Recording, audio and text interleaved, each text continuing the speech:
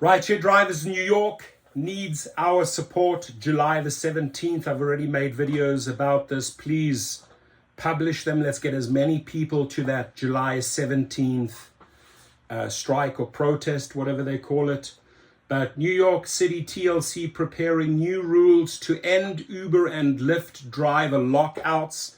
The lockouts are punishment. It's Dara Khosrowshahi signing off on this as your punishment. Now, what confuses me a little bit, I get a lot of text messages and emails every day. When I get a message like this, are there double standards here?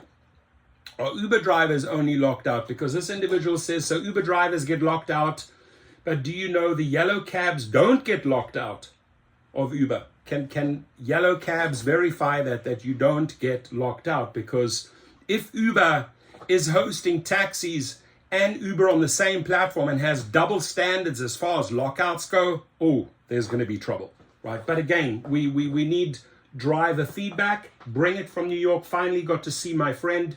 He drives a yellow cab and said he never got locked out. So we both tried it and I couldn't get online and he could get online. That's a pretty basic test, right? Let us know. So Bloomberg reports the TLC is working to create a new driver pay rules to prevent app driver lockouts. Rules will be introduced in the next couple of months. How long do drivers need to wait? How long do we need to suffer and lose out on money because of these illegal lockouts? And yet another story. New York City regulator to clamp down on Uber Lyft driver lockouts. Ride-sharing companies have been locking out drivers mid-shift. End the punishment, Dara Khosrowshahi, right? Because all you are doing, let me give you some really good advice. You are sabotaging your own model here. You're sabotaging and pissing off drivers. You're alienating drivers by doing this, right?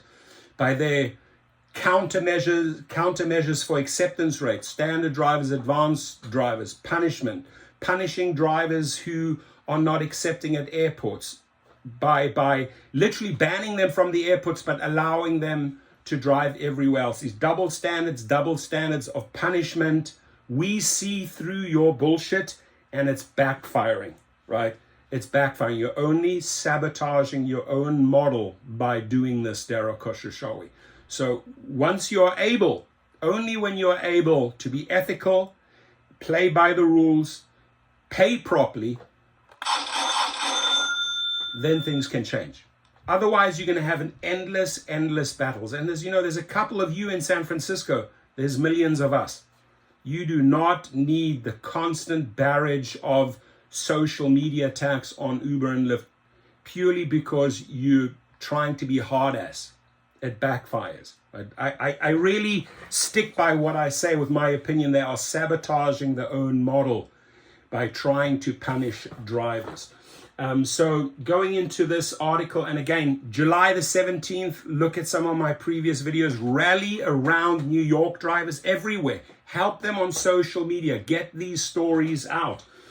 Bloomberg reports the TLC is set to propose new rules in the next couple of months to address Uber and Lyft driver lockouts. TLC has also been in talks with the rideshare companies to see if it can end lockouts without implementing a rule change. TLC chair David Doe says Uber and Lyft created a manufactured crisis. I love this picture. I should use it as a thumbnail. Right, all in chains. It just speaks volumes. And you know what I like at the protests and strikes? I have seen so many people with chains and they bring a steering wheel and they chain themselves to steering wheel. Oh, the media love that. They love that. So keep on doing that. It works. So in this Bloomberg interview, New York City Taxi and Limousine Commission TLC chair David O says the TLC is working on new minimum pay rules that would address the inability of New York City Uber and Lyft drivers to access lockouts.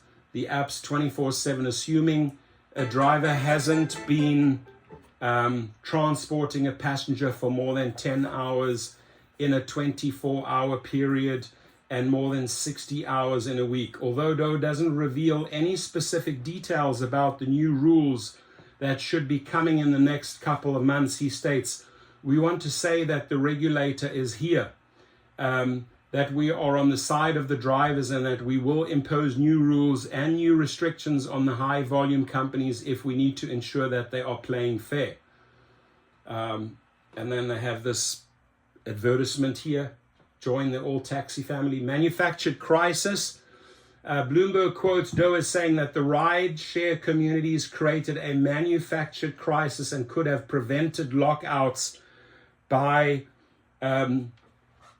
giving driver more trips or not dispatching new workers. An Uber spokesman told Bloomberg the company limited new driver signups waitlist last year and only onboarded new drivers that had wheelchair accessible WAV and electric vehicles EV to comply with the city's Green Rides initiative. Uber also said it completely stopped signing up new New York City TLC drivers in January. Oversaturation. The Bloomberg article closes with a quote from New York Taxi Workers Alliance leader Bhairavi Desai. Ms. Desai is most likely referring to the 12,000 new FHV licenses, TLC plates, the regulator issued in 2023. If you want to hear Mrs. Desai's full thoughts on this, I'm going to put the video link below. This link will lead to her video. Watch it. And please, July the 17th, rally around our New York drivers, right? They are our brothers and sisters. We are in this together, my friend. If we can strengthen them up, they will reciprocate. They will help you fight your battle in your city, in your state at a future day. We help each other, right? This is family, my friends. Blood runs thicker than water. Our rideshare blood, our gig share blood is tight, and we fight together. Your comments, please.